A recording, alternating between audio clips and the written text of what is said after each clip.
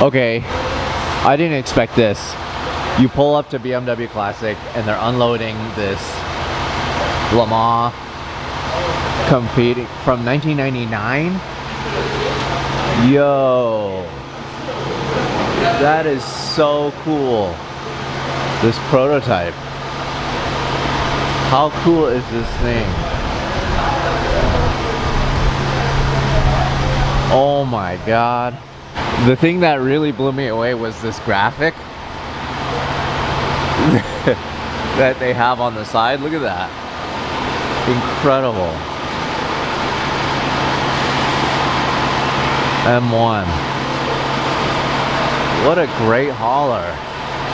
So today we made it all the way to Munich to check out BMW Classic. This is where they do restorations, like internally BMW in Europe. They're doing restorations here. Drew, of course, is the hugest BMW nerd, so he's like going absolutely insane. And it's just super cool to be able to experience this firsthand. This is, I guess, the original buildings where they started BMW as an engine manufacturer so many years ago in the teens. I think 1916 is when they started. But these buildings, all of them, like a lot of them, at least the historical ones, are well over 100 years old. So I wanted to show you guys something real quick. This is so cool. This is like their archive room for the public viewing. But this is something that our tour guide showed us. It's a common misconception that the roundel is a propeller and it's spinning. But that's due to this advertisement from the 30s. People looked at this and they're like, oh, okay, so the logo is that, but it's not actually that. It's based off of this logo, which is also a motor company at the time. And then this logo already existed in 1916. And this came out later, after the First World War, in between the two wars. So yeah, it's just a misconception. It's like a common known thing, apparently, for the people here at BMW. But I also wanted to show you guys this. I was super blown away at this manual for the E36 M3 in what looks like perfect condition, but they have so many different manuals and so many different documents in this area. This is open to the public, so if you guys want to come to Munich to check out this area, then definitely check it out. Wow, that is so cool. So I never obviously had a chance to watch these run, but it's just cool to see in person. I've seen models of these and I've seen pictures of these, but it's really cool to see it in person here. Look at this thing. To hell. From 1999. Incredible. Three bays are restoration of client cars, and beyond that is pure motorsport. Got it. Sorry for interrupting. No, that's great. So this is all... I just want one of those crates. Like, look how cool those crates are. You don't care about the cars.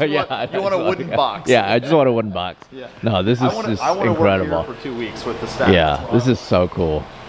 What a crazy facility. So what I mentioned earlier is the historic part of it. So this is basically correct photos from back in the day when they used to make airplane engines in this very hall.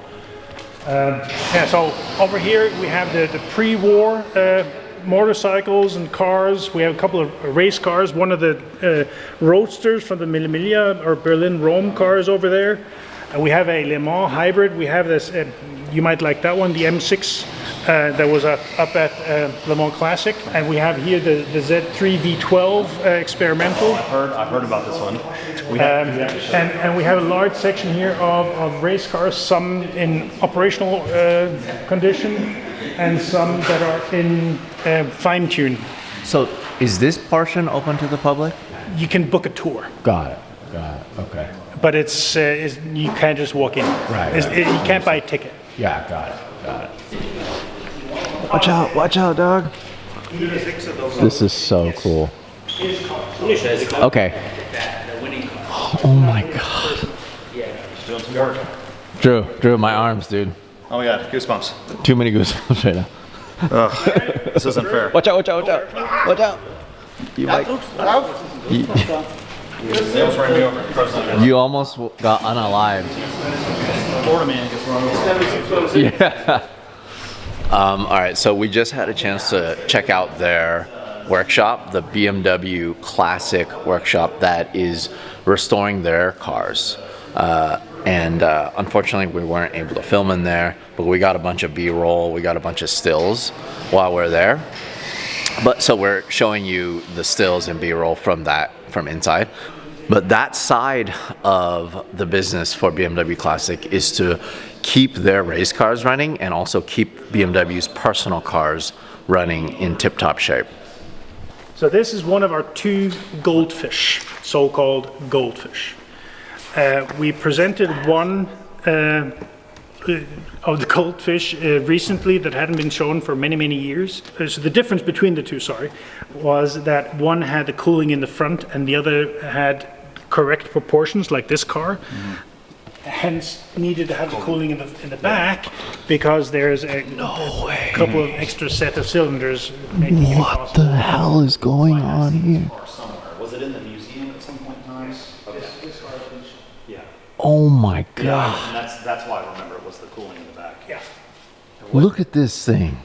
So that's a 16-cylinder engine that was developed in the basement of one of the main engine developers, Mr. Fisher.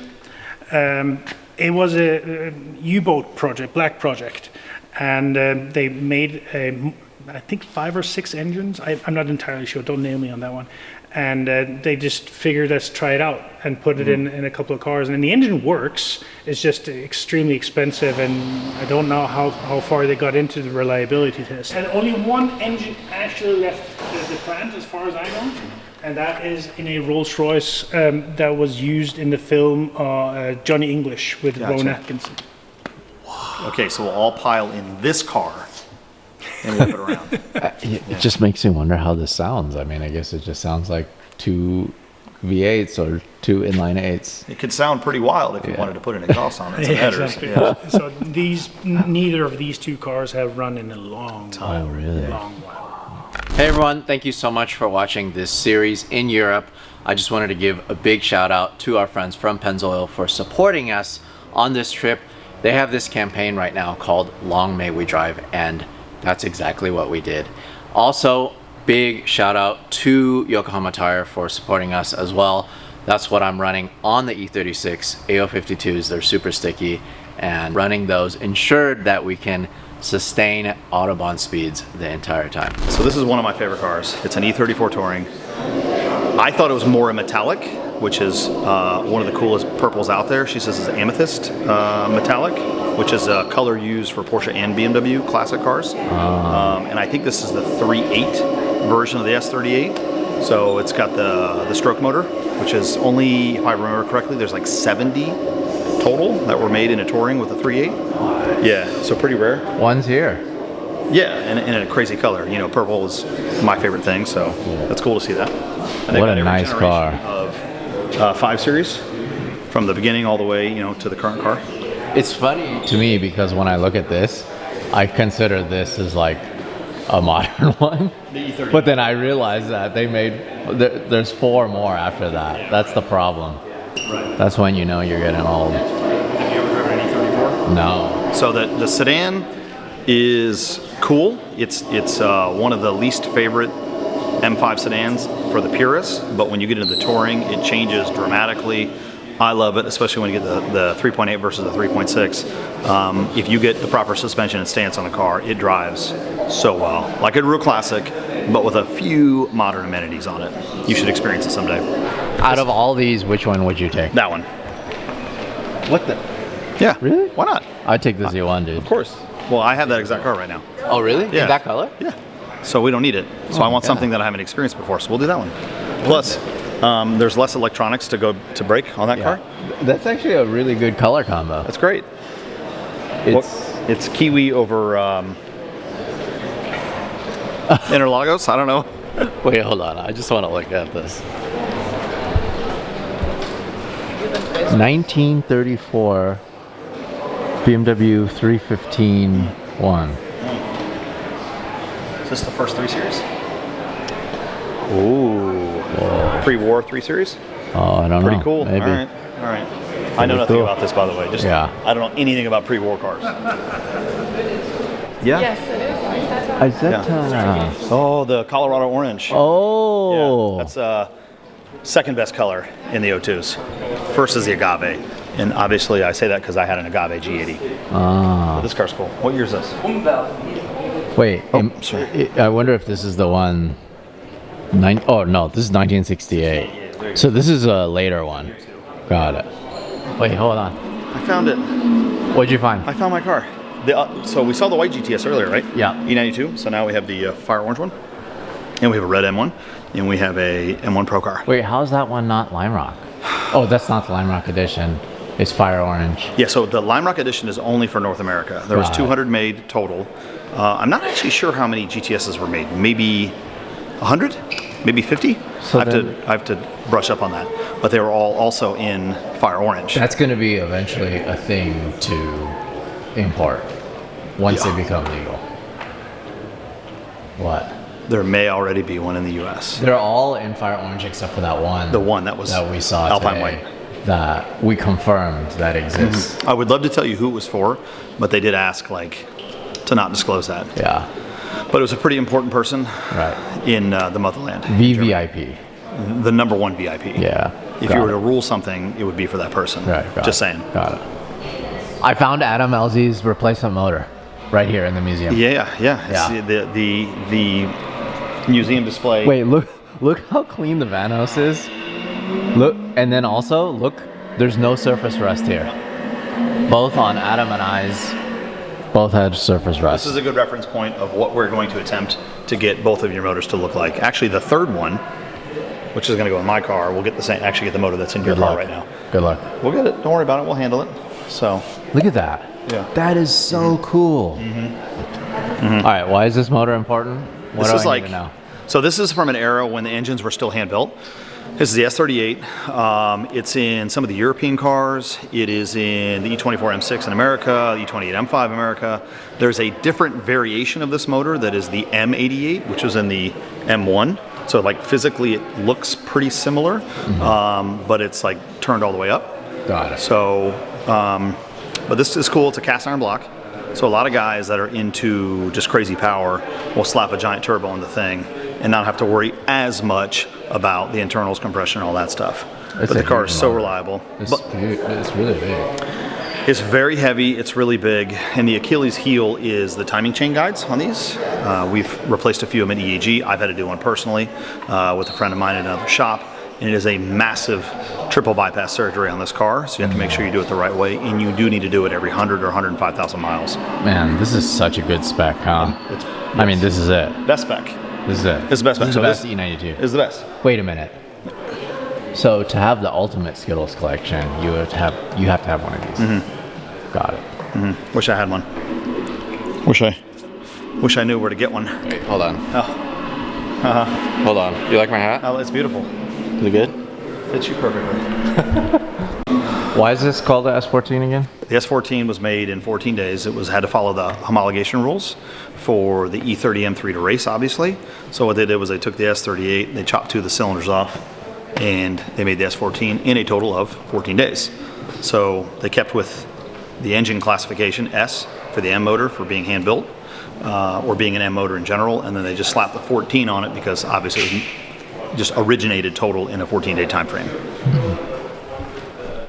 She says we've got the touring cars on the left, number 17. It's great. We just met a couple more Florida men. Yeah.